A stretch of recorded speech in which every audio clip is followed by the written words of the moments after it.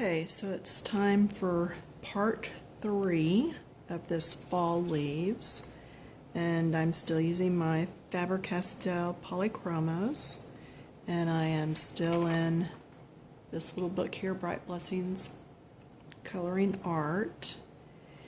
And let's just go ahead and talk about this real quick. The background was done in chalk. If you missed part 1 and 2, please go back and find that, and it will catch you up to this spot. The tissue is because I did not seal down this background. Let's see. I have gone ahead and done the rest of these leaves.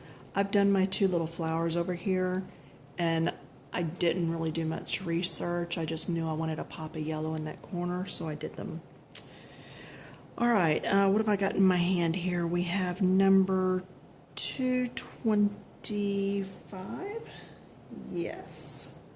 So this is to go with this. So let's just go ahead and start with this little berry. And a lot of times on these pages, you can decide, I mean, who knows if that's a blueberry, a blackberry, boysenberry, whatever, who knows. So I just made one up. All right, I'm going to use that color that I told you, and then 151 and 137. So it's a deep, deep blue and a purple, and then this deep red. A lot of times you're not going to have all 15 million shades of all the different colors that you're going to need to get as deep and dark as you want. Okay, now this will be lighter on the tip, and then I'm going to go ahead and go dark up in here. So you're going to have to learn to layer some of your colors. If you've been watching my videos very long, you've heard me say from time to time that you can always use purple as a shadow. So here I've got purple and I'm coming in, and it's really going to deepen this up. You don't want to use black or brown because that will muddy and dirty the colors that you're using, and you don't want that. You just want them deepened. And it still has not gone as dark as this, and there's a reason for that. I'm going to come in with the red that I have pulled, and it's a deep, deep red, almost a burgundy. And now you see everything is going that darker color. And how did I know to do this? I did that one off camera and played with it, and it worked. Seriously. So yeah, you're just going to have to play with your pencils, play with layering your colors until you can get the color that you're after. And normally I would have loved to have done one of these right after the other, because then I would have known that they were the same colors. This one's still got a bit more purple in it. This one's got a bit more blue.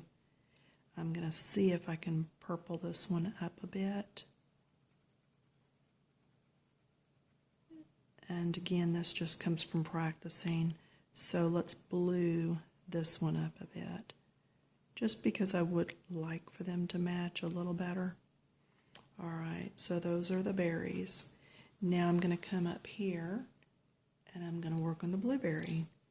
I'm going to get rid of that red color. I'm going to keep the first 2 colors I already told you, and I'm going to add to it number 111. Nope, 110. Sorry, 110. So this, and again, my hand doesn't smear if I put it on here. This highlighted area is going down first because it's harder to take the color off. So if you can start light, it's a whole lot easier to go to dark. So I'm starting with my light. Okay, I'm going to go ahead and tuck some of it in there just for grins. Then I'm going to go to my next blue. I'm not moving to the purple yet. Moving to the blue. Go a little bit more gentle around the outside. It's a whole lot easier to slow that down than to have to go back and try to erase things. Erasing is possible, but erasing takes time, so why not just slow down in the first place? It's a whole lot more relaxing just to go slow. And then I'm going to take this blue, and I'm also going to do this little piece off the end, because those actually are blue if you pull up a picture, which is what I did. Then I'm going to move over to my purple, and I'm going to do that very center. Again, purple can be, actually not yet. I need to get this blue right up next to this. Circles will help it blend into the lighter shade. Okay, now again, purple makes a good color for shading. This is underneath this, so let's just pop a little purple in there to deepen it. I'm also going to pull some purple into that stem to deepen that up.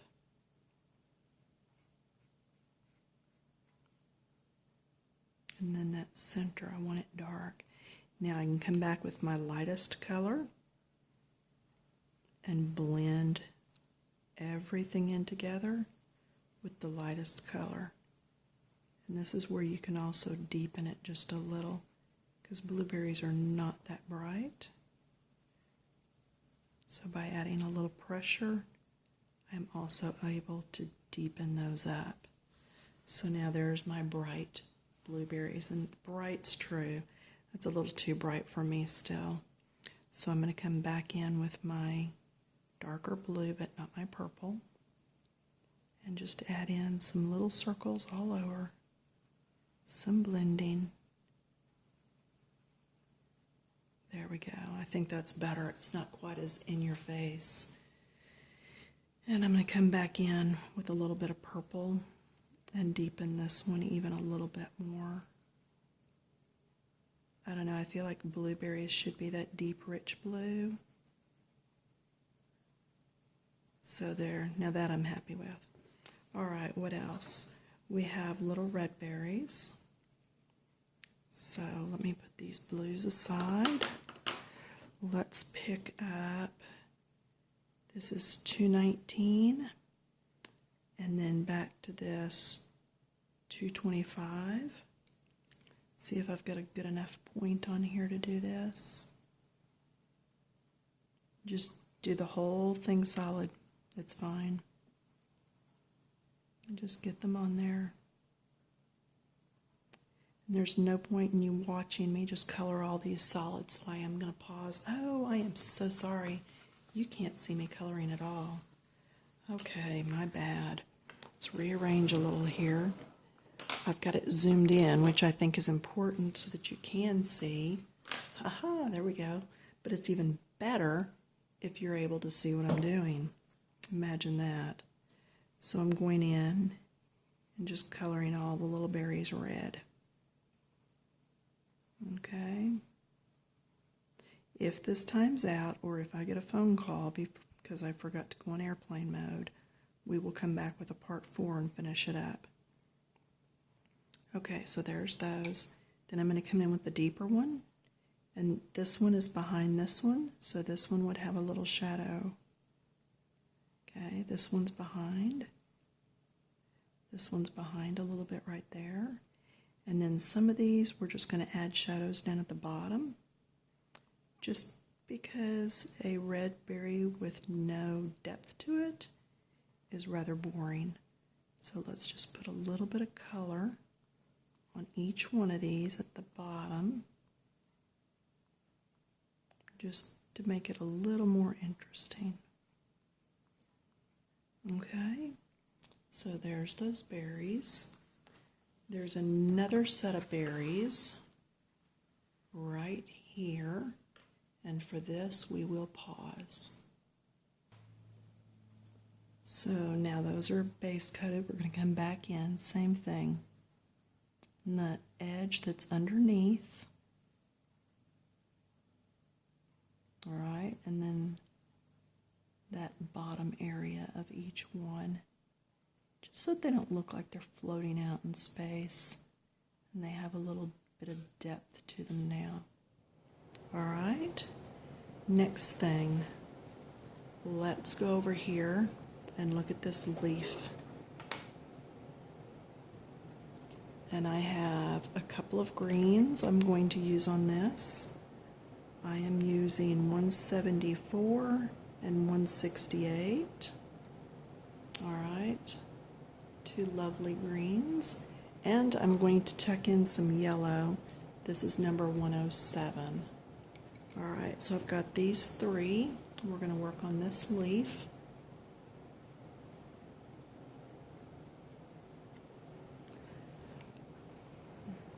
I am going to do my mid shade first, just to help you see that you can always mix it up a little. You don't always have to do darks or lights. Now, a lot of times it's easier if you do, but you don't have to.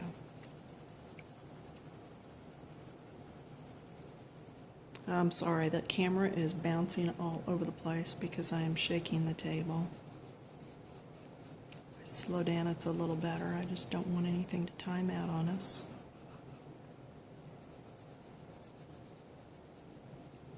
One day maybe I'll have the ability to film forever, get smart enough to use some of these programs that lets you just build one tape on top of another. Right now, I'm not quite that good at anything. So, all right, there's that. I am going to put my lighter color down here on the edge, so blending the yellow in. And remember, the yellow is lighter, so I can actually go up into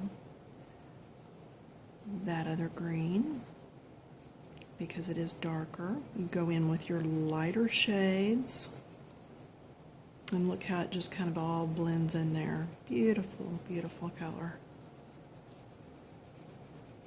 When I'm painting, I actually make a beautiful green, mixing a little bit of yellow in with gray. Yeah, it makes a beautiful green. Okay, then I'm going to come in with my dark. Now I need to keep this light. I don't want to overpower this leaf and have to turn the whole thing dark. So I'm going to try to keep this light. This is why generally I would go light to dark, because I would have feathered that medium shade out just a little bit more. But it's okay, it's going to work. My circles are going to help that blend together better. Okay, it's about the blending. Number one, about having fun. Number two, let's try to blend. Okay, we want to get better as we progress in our coloring. I was working in a learning center once, and I actually taught a couple of the 4-year-olds how to blend. Yeah, really, seriously, I did, with their crayons. And they were so eager. And they did pretty good, especially for 4-year-olds. Color some of the better than some of the adults I've seen, and just through the years. But it's all about getting lighter touch as you get to the darker colors, so that they can blend in. And there's that leaf now, and I think that's good. So we're going to leave that. Then we're going to come down to these pods, and come on, I'm going to knock everything off the other end of the table. Nope, we're going to turn the book. Sorry, you'll have to look at it sideways. See that pod? That's what we're fixing to do over here. So, if I can get all these on the camera, cover this here so I have a place to put my hand. I feel like I'm crawling up on the table just to get to all this. I did the actual pod areas lighter. Okay. The greens are the 168 and 174. This yellow is a 107. And I actually just do my pods light, and then I'm going to come back in with all the color. Lightest shade of green in my hand, because I do want yellow pod or green pods, but I didn't want the green to overtake and to be too dark, so that's why I did them in the yellow first. And I don't mind that they're a little streaky, because it gives a little texture look to the picture itself, which I'm fine with. Sometimes you just have to decide that you're okay with it not being perfect, and that it's okay. And it really is. You know, unless it's a piece that you're wanting to take out of the book and frame, then it really is okay. And these do look like different colors than I used in my first one. So I'm going to have to think while I'm coloring. Danger. And see if I can remember what green I had used. I believe I had put this one in there. This is number 112. See if this brightens it up. Yep, that's it. So let's just buff this color in.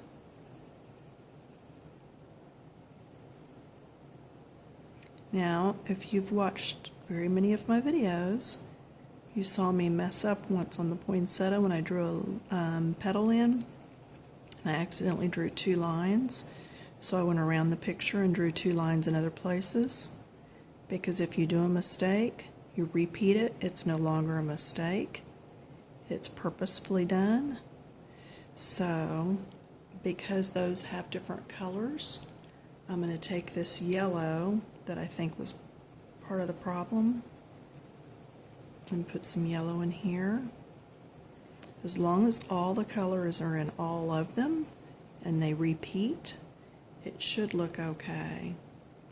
So, just making sure that everything's repeated.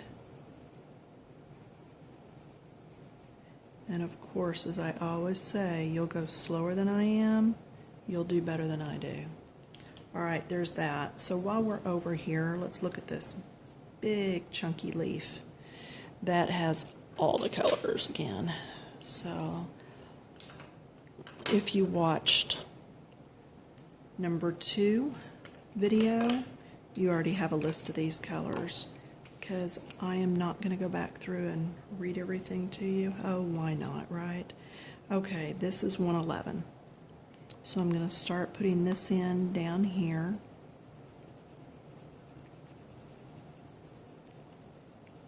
Feathering out. Lighter touch so that the next color can blend in.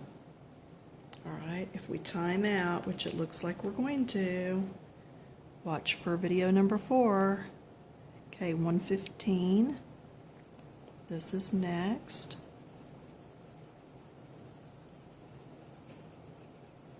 Yeah, I need to just slow down. I'm getting in a hurry and thinking, oh, I can do it in time.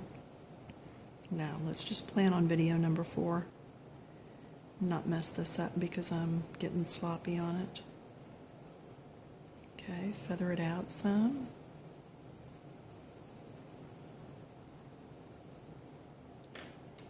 Come back with that first color. Blend the two. Can always go over the darker with the lighter. Look how well that makes it blend. Beautiful color. Okay, then I'm going to go into one of my greens. Let's go into this one. This is 168. So this is the greens I'm using up in here. Alright, so I'm going to come in here. And this is where you really have to work on it, because the green and orange do not want to mix. And it's something I just had to take time with. and work at. And that's when I brought this green all the way down in. Alright, and it will be okay. Promise you, got the other two to look alright. I can get this one to look alright. I have to play with it a bit. Have to make your colors go back and forth, light to dark, light to dark. But it will eventually work out just fine.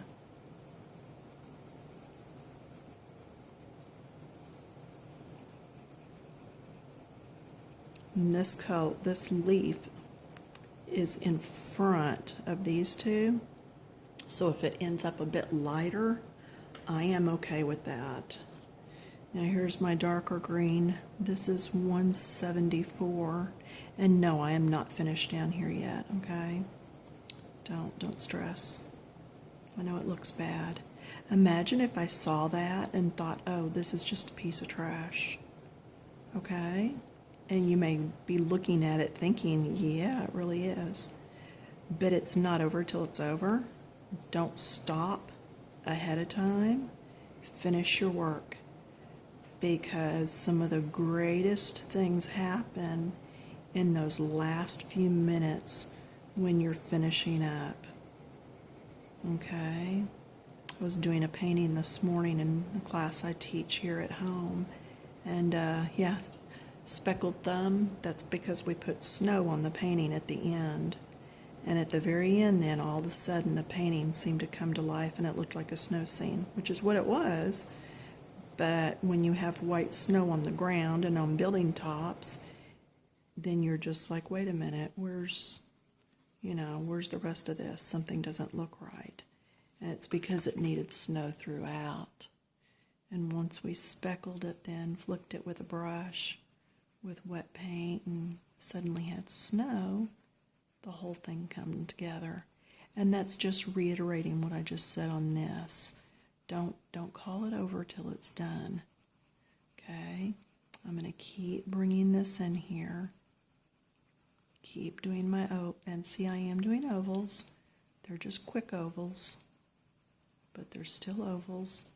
Bringing that color down, bringing it in. And you guessed it, I'm going to come back with yellow, which is really bright. Whoops, it's not yellow. I use this yellow a lot for blending. It's number 107. And it's going to come in, and it's going to help to blend all these colors in together. Okay. Back to my ovals. It's barely an oval, but it is an oval. You can do little circles if you want. I do big ovals a lot. It just spreads around the color because these are an oil base. So you do have a certain amount of movability with them. Is that a word, movability? Spreadable? Anyway, you can move them around. And that all helps. So see now, that's really not too bad at all. Not too shabby. So let's zoom back out. See how cattywampus I am here all over the table with you. Alright, so that's where we're at. We still have the acorns right here and the wording. Oh, and there's some stems. So let's grab this green and carefully do this stem. Kind of disappears down in there, then picks up down here again. Alright, all these stems are finished. This. Okay, I'm going to use the same green because it is an army type green. It just has good fall deep color to it already. And yes, my hand should have been on my napkin or my tissue, but that's okay, it didn't make a mess. Move these pencils, put that back out here. Let's finish this up, and then I will get this one uploaded to YouTube, dump it off my camera, and get another one started. 4 parts. Wow, I hope y'all are enjoying these. I am. enjoy doing the videos a lot more whenever I see a thumbs up or know that people are really watching them and enjoying them. So, okay, we're going to pause, upload this, come back to another 4, and then the number 4, we're going to attack this little acorn and all the lettering. So, see you in a bit.